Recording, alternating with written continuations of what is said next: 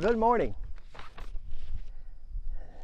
Nice to meet up out here again at the Dryland Replicated Agronomic Cotton Evaluation Trial in eastern Moore County. So, talk about stage of growth. Right now we're at the 18th true leaf stage. Probably not going to get many more nodes than that.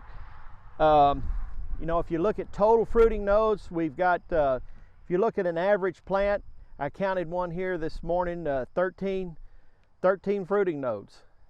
Like we mentioned already, we're at nodes above white flower 2. In terms of heat units, where are we? We're just over 1,400 heat units. And if I've calculated correctly, we're 131 heat units past the 1,280 heat units that would be kind of a benchmark for mid-season development, or what we'd expect at peak bloom. So best I can tell in terms of heat units, it's been a little bit cooler lately, but I really think that's probably a blessing. Quite a bit of a blessing, really.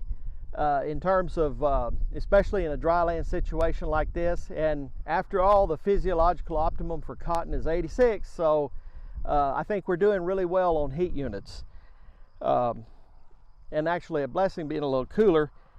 We're getting a lot of sunlight to generate photosynthesis and develop these bolls, but the plant is not just stressing out trying to keep up with the water loss during the day, you know, not being, given that we're like this week, we've been, you know, down in the 90s, low 90s and upper 80s. So those plants are not nearly as stressed trying to keep up replacing water that it's losing from the leaves that way. So we're in that latter season peak boll development phase. We've got, you know, now it's not so much about square development as it is developing these young bolls and maintaining them and keeping the older bolls. So ultimately the goal and the idea here is to retain and mature as many bolls as we have on the fruiting nodes now. And whenever I look at several of these plants, it's a very good scenario, because just about all the the first couple of positions, you've got a boll. They may have shed the first position boll on the first two fruiting nodes, but the second position bolls are there.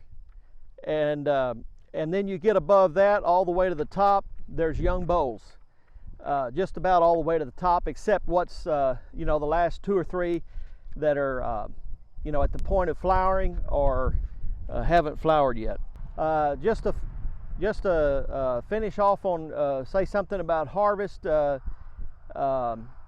we'll need to pay pretty close attention to what kind of weather patterns we have going forward through the rest of the season. Keep an eye on those, you know.